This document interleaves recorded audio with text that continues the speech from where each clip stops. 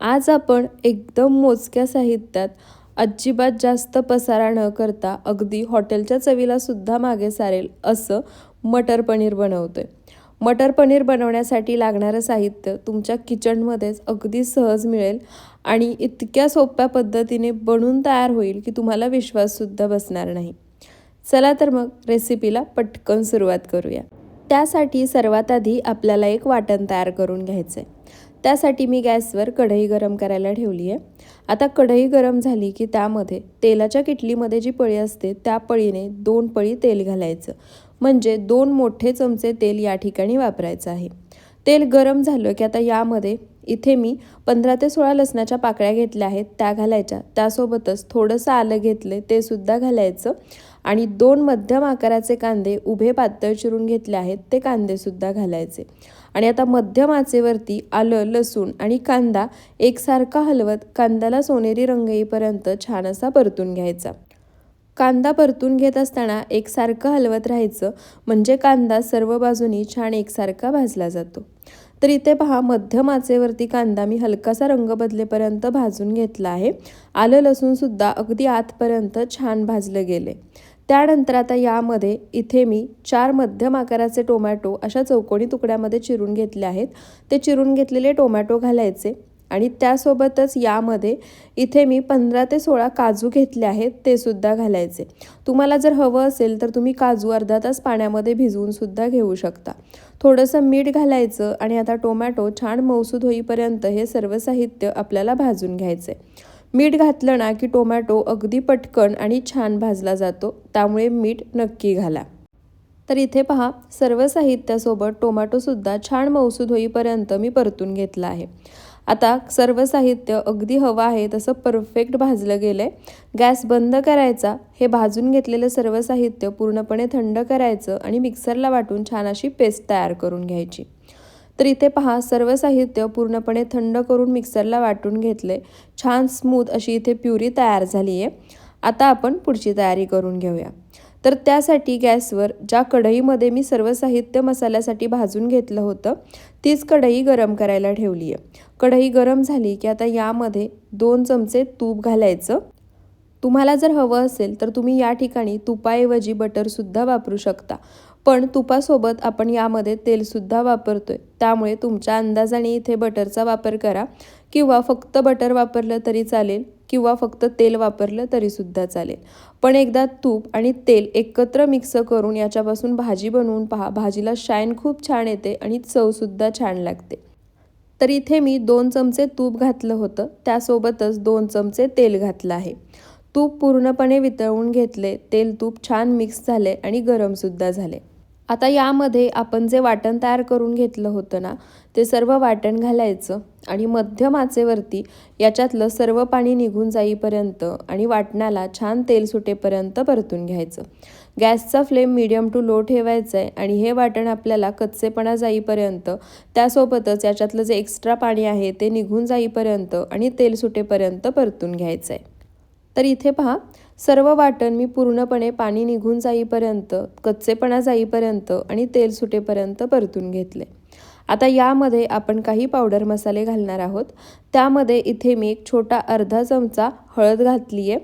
त्यानंतर 2 चमचे कश्मीरी लाल मिरची पावडर घालणार आहे. ही कश्मीरी लाल मिरची पावडर तिखटाला कमी आहे आणि भाजीला रंग छान येतो. तुम्हाला जर तिखट हवी असेल तर 1 चमचा तिखट लाल मिरची पावडर घालू शकता आणि 1 चमचा कश्मीरी लाल मिरची पावडर. त्यानंतर 1 चमचा यामध्ये धनेपूड घालायची, अर्धा चमचा जिरेपूड, 1 चमचा या ठिकाणी मी गरम मसाला घातला आहे आणि 1 चमचा पनीर मसाला घालायचा. त्यानंतर आता हे सर्व पावडर मसाले भाजून घेतलेल्या वाटणासोबत मिक्स करायचे आणि मीडियम टू लो फ्लेमवरतीच 1 ते 2 मिनटं छान असे परतून घ्यायचे. या पावडर मसाल्यांचा सुद्धा कच्चेपणा पूर्णपणे निघून गेला पाहिजे. तर इथे पहा सर्व मसाले मी वाटणासोबत मिक्स करून 1-2 मिनटं मीडियम टू लो फ्लेमवरती छान असे परतून घेतले आहेत. आता ज्या बाउलमध्ये मी वाटण काढलं होतं ते थोडंसं वाटण बाउलला लागलं होतं, त्यामुळे मी यामध्ये 1 अर्धा ग्लास पाणी घातलं. सर्व वाटण त्या पाण्यासोबत मिक्स करून घेतलं आणि आता जो मसाला आपण भाजून घेतोय त्यामध्ये हे पाणी घालायचं. पाणी घातल्यानंतर मसाला एकसारखा मिक्स करून घ्यायचा. त्यानंतर गॅसचा फ्लेम पूर्णपणे लो करायचा. कढईवरती झाकण ठेवायचं आणि मंद आचेवरती तेल सुटेपर्यंत छान असा हा मसाला आपल्याला शिजवून घ्यायचा आहे। पाणी घालून मसाला शिजवून घेतला की तेलाचं प्रमाण कमी लागतं आणि मसालासुद्धा छान भाजला जातो। तर इथे पहा, पाणी घातल्यानंतर मसाला छान तेल सुटेपर्यंत मी शिजवून घेतला आहे। मसाल्याला तुम्ही पाहिलंच तेल किती छान सुटलं होतं आणि रंगसुद्धा छान आला होता। पुन्हा मसाला मंद आचेवरतीच 1-2 मिनटं मी परतून घेतला। त्यानंतर आता यामध्ये इथे मी फ्रेश क्रीम घेतली आहे। क्रीम छान फेटून घ्यायची आहे आणि 4 चमचे क्रीम यामध्ये घालायची। तुम्ही घरची दुधावरची साय जरी वापरली तरीसुद्धा चालेल। साय घेताना ती छान फेटून घ्यायची आणि त्यानंतर यामध्ये घालायची। क्रीम घातल्यानंतर आता मसाल्यासोबत ती एकसारखी आपल्याला मिक्स करून घ्यायची आहे आणि पुन्हा मीडियम टू लो फ्लेमवरती 1 ते 2 मिनटं हे वाटण आपल्याला छान असं परतून घ्यायचं आहे। तर इथे पहा, क्रीम घातल्यानंतर सुद्धा मसाला मी छान असा परतून घेतलाय। त्यानंतर आता यामध्ये इथे मी अर्धी वाटी हिरवा मटार घेतलाय, तो घालायचा। आता या ठिकाणी मटार मी फ्रोझन वापरतीये। तुम्ही जर ताजा वापरत असाल तर 10 मिनटं पाण्यामध्ये उकळून मग वापरा। त्यासोबतच इथे मी 200 ग्रॅम पनीर अशा क्यूब्समध्ये कट करून घातले। पनीर घालतानाची क्लिप माझ्याकडून घ्यायची राहिली, त्यामुळे मी तुम्हाला ग्रेव्हीमध्येच दाखवतीये। त्यासोबतच पनीर इथे मी फ्राय न करता असंच वापरले। तुम्हाला जर हवं असेल तर तुम्ही फ्राय करून वापरू शकता। मटार आणि पनीर घातल्यानंतर मसाल्यासोबत मिक्स करून 1 मिनिटभर परतून घ्यायचं आणि त्यानंतर आता यामध्ये तुम्हाला जेवढ्या कन्सिस्टन्सीमध्ये ग्रेव्ही बनवायची आहे त्यानुसार पाणी घालायचं। इथे मी यामध्ये अर्धा ग्लास पाणी घातलं आहे। पाणी घातल्यानंतर आता यामध्ये चवीनुसार मीठ घालायचं। आपण टोमॅटो भाजताना सुद्धा त्यामध्ये थोडंसं मीठ घातलं होतं, त्यामुळे या स्टेपला मीठ घालताना तुमच्या अंदाजानेच किंवा ग्रेव्ही टेस्ट करून मगच घाला। मीठ आणि पाणी घातल्यानंतर आता जो मसाला आहे तो पाण्यासोबत एकसारखा मिक्स करून घ्यायचा। त्यानंतर आता यामध्ये सर्वात महत्त्वाचा पदार्थ तो म्हणजे इथे मी 1 मोठा चमचा कसुरी मेथी घेतली आहे। आता अशा पद्धतीने कसुरी मेथी चुरून यामध्ये घालायची। रेस्टॉरंट स्टाईल किंवा हॉटेल स्टाईल कोणताही पदार्थ बनवत असाल त्यामध्ये कसुरी मेथी नक्की घाला। कसुरी मेथीने भाजीला चव खूप छान येते।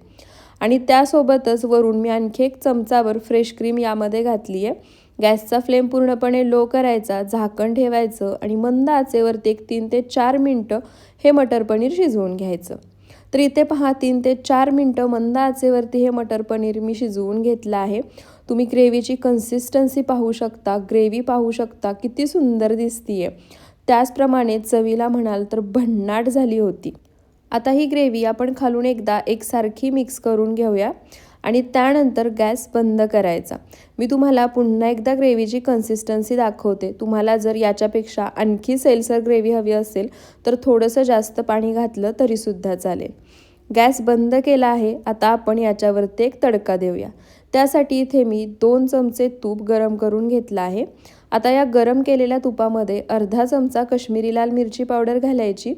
मिरची पावडर तुपामध्ये मिक्स करायची। तूप गरम आहे त्यामुळे मिरची पावडर लगेच आणि छान भाजली जाते। आणि आता हा मिरची पावडरचा जो तडका आहे तो याच्यावरती वरून घालायचा। याच्यामुळे भाजीला रंग तर छान येतोच पण चवसुद्धा वाढते। तडका घातल्यानंतर आता यामध्येच वरून बारीक चिरलेली कोथिंबीर घालायची आहे। तुम्हाला जर हवं असेल तर तुम्ही कोथिंबीर आपण जेव्हा वाटण तयार करतो ना त्यामध्ये थोडीशी घातली तरीसुद्धा चालेल। बारीक चिरलेली कोथिंबीर घातल्यानंतर आता पुन्हा याच्यामध्ये 1-2 चमचे मी फ्रेश क्रीम घालणार आहे। आता या ठिकाणी जर फ्रेश क्रीम नसेल, नाही घातली तरीसुद्धा चालेल किंवा दुधावरची सायसुद्धा नसेल, नाही घातली तरीसुद्धा चालेल। फक्त जेव्हा आपण सुरुवातीला ग्रेव्हीमध्ये फ्रेश क्रीम घातली तेव्हा नक्की घाला। सर्व साहित्य घातल्यानंतर झाकण ठेवून 5 मिनटं भाजी सेट करून घ्यायची आणि आता मटर पनीर आपण सर्व करून घेऊया। तुम्ही ते पाहू शकता, परफेक्ट रेस्टॉरंट ढाब्यावर मिळतं ना तसंच हे मटर पनीर तयार झालं आहे। दिसायला जितकं सुंदर दिसतंय चवीला त्याहीपेक्षा भन्नाट झालं होतं। तुम्ही हे मटर पनीर चपाती, फुलका, जिरा राईस, पुलावसोबत सर्व करू शकता। गरमागरम भातासोबत सुद्धा अप्रतिम लागतं। तर तुम्ही सुद्धा एकदा माझ्या या साध्या सोप्या पद्धतीने हे मटर पनीर नक्की बनवून पहा। व्हिडिओ आवडला असेल तर व्हिडिओला जास्तीत जास्त शेअर करा, एक लाईक नक्की करा। आणखी अशाच रेसिपीज पाहायच्या असतील तर ते सुद्धा कमेंट करून नक्की सांगा। पुन्हा भेटूयात अशाच साध्या सोप्या नवनवीन रेसिपी व्हिडिओसोबत। व्हिडिओ शेवटपर्यंत पाहिल्याबद्दल खूप खूप धन्यवाद।